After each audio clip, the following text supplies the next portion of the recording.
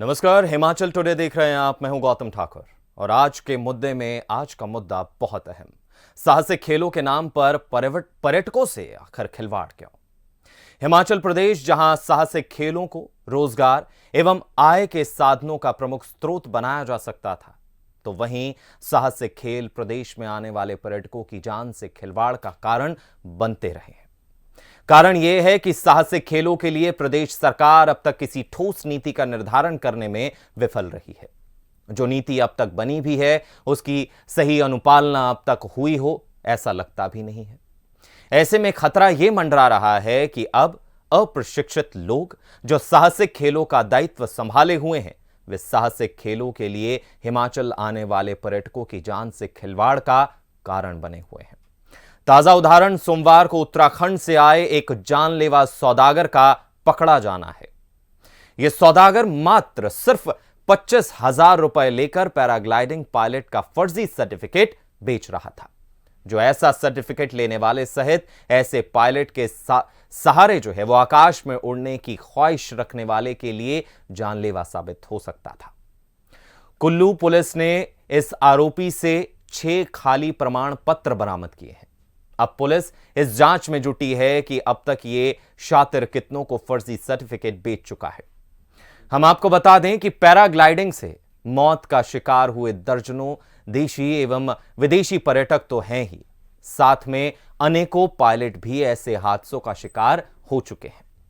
उम्मीद यह की जा रही है कि इस 27 वर्षीय मौत के सौदागर से पुलिस ये उगलवाने में कामयाब होगी कि फर्जी सर्टिफिकेट बेचने वालों के तार कहां कहां से जो हैं वो जुड़े हुए हैं और ऐसी फर्जी सर्टिफिकेट के सहारे साहसिक खेलों के नाम पर हिमाचल प्रदेश में कितने लोग अपनी एवं पर्यटकों की मौत को अपने हाथ में लेते हुए मानवीय परिंदे बने हुए हैं। इस मसले पर कई सवाल दिमाग में आते हैं। सवाल कौनते हैं कि आखिर ऐसा क्यों? कई सवालों के जवाब देने के लिए हमारे साथ हमारे स्थानीय संपादक विजयपुरी जी जुड़ चुके हैं। नमस्कार सर। नमस्कार गौतम सर, सबसे पहला सवाल तो दिमाग में यही आता है कि आखिर इन साहसिक खेलों के नाम पर कब तक खिलवाड़ किया जाता रहेगा?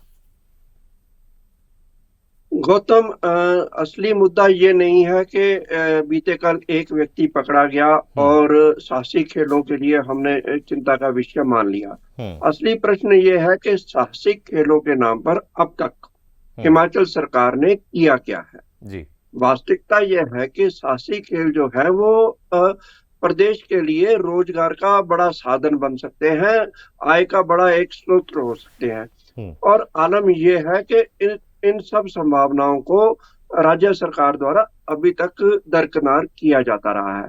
अब आइए हम पहले पैराग्लाइडिंग विषय पर ही बात करते हैं जी। पैराग्लाइडिंग विषय पर अगर हम बात करें तो पैराग्लाइडिंग जो है वो सबसे बड़ा पैराग्लाइडिंग केंद्र जो है वो हिमाचल में बीड है, जहां हिमाचल के ही नहीं विदेशों से भी जो है वो पर्यटक पैराग्लाइडिंग के लिए आते हैं। और बीड का क्षेत्र पूर्ण तौर पर जो मैं कह सकता हूँ वो वहाँ के लोग जो है, वहाँ के युवा बेरोजगार जो हैं, उनकी आय का साधन पैराग्लाइडिंग ही है।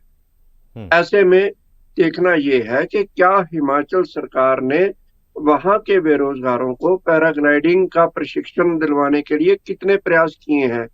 ऐसा ही पैराग्लाइडिंग जो है अब बीड ही वहां केंद्र नहीं रहा। आप अगर मनाली जाएं तो मनाली के सोलंग नाला में आप देखेंगे कि वहां पैराग्लाइडिंग करवाई जाती है और उसके लिए पर्यटकों से हजारों रुपया वसूला जाता है। इसी तरह से कुल्लू में भी अब पैराग्लाइडिंग हो रही है। आप यूं कहे कि शिमला के भी चायल क्षेत्र में भी अब पैराग्लाइडिंग होने लगी है और धीरे धीरे करके हिमाचल में पैराग्लाइडिंग के लिए संभावनाएं बढ़ रही हैं और इसके नए केंद्र तलाशे जा रहे हैं। इसे देखते हुए क्या पर्याप्त प्रशिक्षण क्षेत्र है, मुझे ऐसा लगता नहीं है। अब हम आते हैं बाहर जाकर प्रशिक्षण प्राप्त करने के लिए।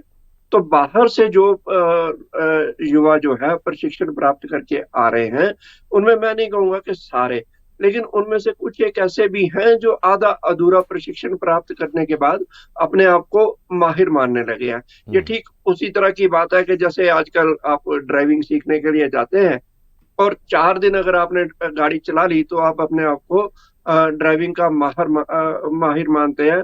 आपको ये अंदाजा ही नहीं है कि सड़क पर जब चलना है आपको ओवरटेक करने के लिए क्या करना चाहिए। आपको मतलब ये सब चीजें आपको समझ में नहीं है, लेकिन बावजूद इसके आप अपने आप को माहिर मानते हैं।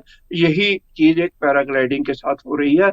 और अब आप देखने में मिला कि जाली सर्टिफिकेट भी इसमें आ गए हैं, जो सचमुच ही बहुत बड़ा खतरा है और पर्यटकों के लिए जानलेवा साबित हो सकता है।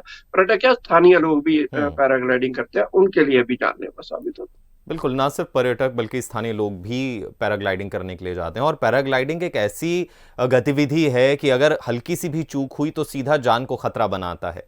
लेकिन उम्मीद जो पर्यटक है, जो पैराग्लाइडिंग करने जाता है, जो उसके साथ पायलट है, उसके ऊपर अपनी जान सौंप देता है, या ये कहें कि पूरी उम्मीद होती है कि ये पूरा शख्स जो है वो ट्रेंड है और उसकी जान जो है वो सेफ है।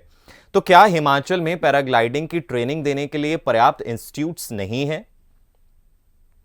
हाँ, मैं ये कहूंगा कि इंस्टीट्यूट्स हैं भी, तो वहां पर ये लोग प्रशिक्षण के लिए जाते नहीं हैं। ये 2-4 दिन इनके परिजन या इनके मित्र जो है वो पैराग्लाइडिंग करते हैं और वही उन्हें 2-4 बार फ्लाइट्स और में शामिल करवा लेते हैं और ये अपने आप को एक्सपर्ट मानने लगते हैं।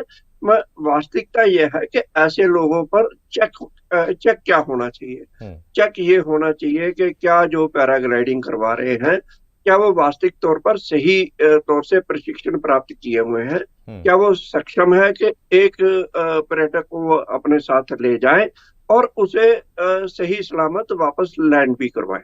अब मैं आपको बताऊं कि मनाली में, क्योंकि मनाली में सबसे ज्यादा पर्यटकों को पैराग्लाइडिंग करवाई जाती है और मनाली में अनेकों हादसे हो चुके हैं जहां हंसता खेलता कोई पर्यटक जो है वो पैसा खर्च करके पैराग्लाइडिंग के लिए आसमान में उड़ा और जमीन पर उसकी लाश ही आती है। मतलब वो ये दर्दनाक जो है वो तो प्रशासन अभी तक इन बातों से सबक क्यों नहीं ले पाया सर, इतने हादसे होने के बावजूद भी? देखिए ये भी आप गौतम जानिए कि 24 घंटे किसी भी स्थान पर किसी के लिए भी जो है वो निगरानी नहीं की जा सकती है। ये सब कुछ जो है स्थानीय लोगों को खुद भी देखना होगा कि वो कर क्या रहे हैं। आप अगर 2 दिन के चालक बन गए, आपको गाड़ी चलानी नहीं आती, आपने हाथ में स्टीयरिंग पकड़ लिया है, तो आप निश्चित तौर पर जो है वो दुर्घटना का शिकार हो सकते हैं। ऐसा ही पैराग्लाइडिंग के साथ भी है।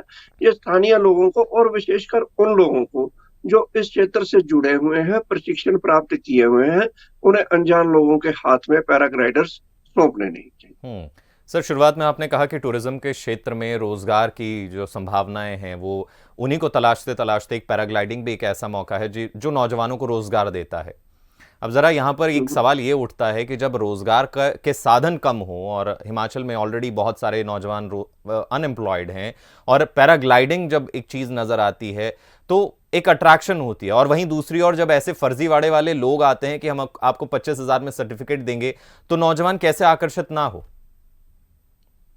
देखिए गौतम, मैं आपको ये कहना चाहूंगा कि ये इसका चेक जो है वो स्थानीय प्रशासन को तो रखना ही होगा।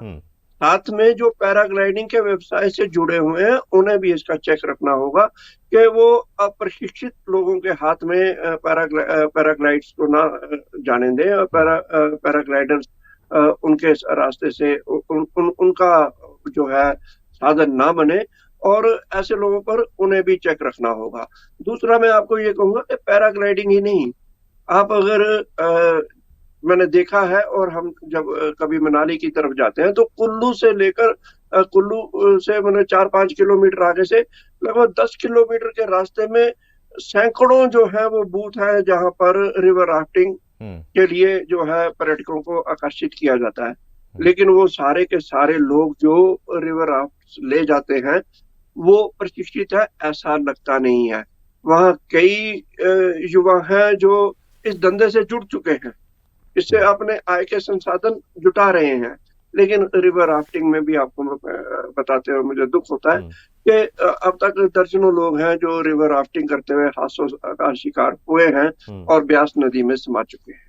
तो सर सवाल फिर वहीं घूम कर आ जाता है कि आखिर चेक रखेगा कौन, क्योंकि अगर प्रशासन समय समय पर चेक, क्योंकि 24 घंटे होना इज नॉट पॉसिबल, लेकिन समय समय पर चेक तो जरूर रखे जा सकते हैं कि जो लोग करवा रहे हैं एकदम से निरीक्षण किए जाएं, जैसे कारोबारों में होता है, दुकानों में एकदम से रेड डाली जाती है, वैसे ही सर्टिफिकेट्स इनके चेक किए जाएं समय समय पर। तो क्या इससे समस्या का समाधान नहीं होगा? देखिए गौतम, मैं बताऊं कि ऐसा नहीं है कि प्रशासन हाथ पर हाथ धरे बैठा रहता है। प्रशासन जो है वो समय समय पर चेक रखता है। प्रशासन इस चीज का भी चेक रखता है, जैसे रिवर राफ्टिंग को कह लूं या पैराग्लाइडिंग के लिए कह लूं, कि प्रशासन इस चीज के लिए चेक रखता है रिवर राफ्टिंग के लिए कि आसमान में स्थिति क्या है। अगर बादल मंडरा रहे हैं और वो जो है ब्यास जो है एकदम से उसमें पानी अत्यधिक आ सकता है, तो ऐसी स्थिति में पैराग्लाइडिंग को रिवर राफ्टिंग को रोक दिया जाता है। ऐसे ही जो है पैराग्लाइडिंग के लिए भी यही है। अगर हवा का बहाव तेज हो और ऐसे में पैराग्लाइडर्स को भी रोक दिया जाता है।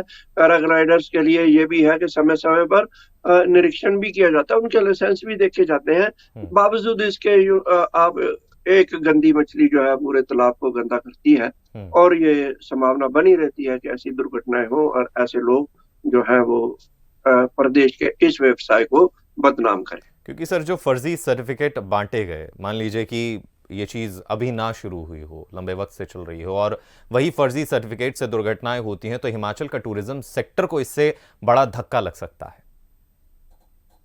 यही तो मैं आपको बता रहा हूँ कि इसके लिए जो इस व्यवसाय से जुड़े हुए लोग हैं, उन्हें प्रशासन से ज्यादा ध्यान रखना होगा। ऐसा नहीं है कि ये खबरें जो है वो बाहर नहीं जाती। अब तो सोशल मीडिया से लेकर समाचार पत्र और नेट का इतना वो तेज फैलाव है कि हर समाचार हर व्यक्ति तक पहुंच जाता है। यदि पूरे देश में अगर ऐसे मैसेज आने शुरू हुए कि पैराग्लाइडर जो है वो प्रशिक्षित नहीं है, रिवर राफ्टिंग के लोग जो है वो अनजान है और इससे दुर्घटनाएं हो रही हैं, तो आने वाले समय में जो पर्यटक जो है वो सोच समझ कर ही ऐसे क्षेत्र में जाने का प्रयास करेगा। रिवर राफ्टिंग के लिए जाने से पहले वो 10 बार सोचेगा कि कहीं मैं मौत के रास्ते तो नहीं जा रहा हूँ। ऐसी ही स्थिति पैराग्लाइडिंग के लिए भी होगी और अन्य साहसिक पर्यटन के लिए भी ये धक्का साबित हो सकता है। इसके लिए अभी से सख्त कदम उठाने होंगे, और वो सख्त कदम जो है वो ताली एक हाथ से नहीं बच सकती। इसके लिए स्थानीय लोगों को भी साथ आना होगा और प्रशासन को भी कड़ा रुख अपनाना होगा। सर एक और आखिरी सवाल आपसे जानना चाहूंगा कि हिमाचल प्रदेश में नई सरकार आई है, टूरिज्म सेक्टर को बढ़ावा जो है वो देने की हर सरकार बात करती है, लेकिन टूरिज्म सेक्टर कितनी दर से आगे बढ़ रहा है वो भी एक बड़ा सवाल है। तो प्रशासन ऐसा क्या करे, सरकार ऐसा क्या करे कि टूरिज्म सेक्टर को बढ़ावा मिले, बढ़ावे के साथ साथ वो सुरक्षित रहे, चाहे वो देशी पर्यटक आ रहे हैं या वो विदेशी पर्यटक आ रहे हैं, अगर वो हिमाचल आ रहे हैं तो खूबसूरत यादों के साथ ही जाएं। ऐसा सरकार द्वारा क्या किया जाए? देखिए, सबसे पहला तो ये है कि आपको मैं ये बताऊं कि साहसिक खेलों को प्रमोट किया जाए, ये जरूरी है। अब जो है वो पर्यटक केवल प्राकृतिक सौंदर्य देखने के लिए यहाँ नहीं आता है, ये तय बात है। वो अगर मनाली में आते हैं, वो अगर शिमला में आते हैं या धर्मशाला में आते हैं, तो ये तमाम बड़े हिल स्टेशन जो है वो पर्यटकों के लिए अब भीड़ भाड़ वाला क्षेत्र बन चुके हैं। वो इतना आकर्षित नहीं करते। पर्यटकों का इरादा होता है कि वो कुछ ऐसी गतिविधियों से जुड़े और अपने ऐसे जो है वीडियोस बनवाएं और ऐसी फोटो खिंचवाएं जिससे वो साहसिक खेलों के लिए जुड़े हों।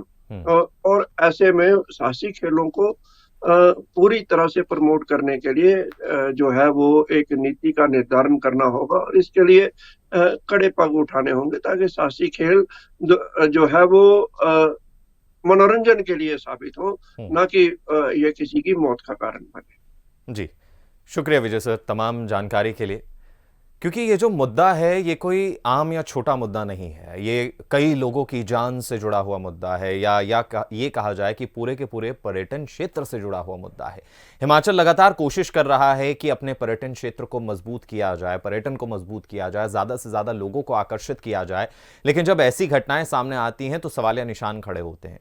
अब हर किसी को जो है वो कोशिश करने की जरूरत है कि ऐसी जो खबरें सामने आ रही हैं वो चीजें ना हो पाएं, यानी कि जो भी इंसान गलत कर रहा है उसे रोका जाए।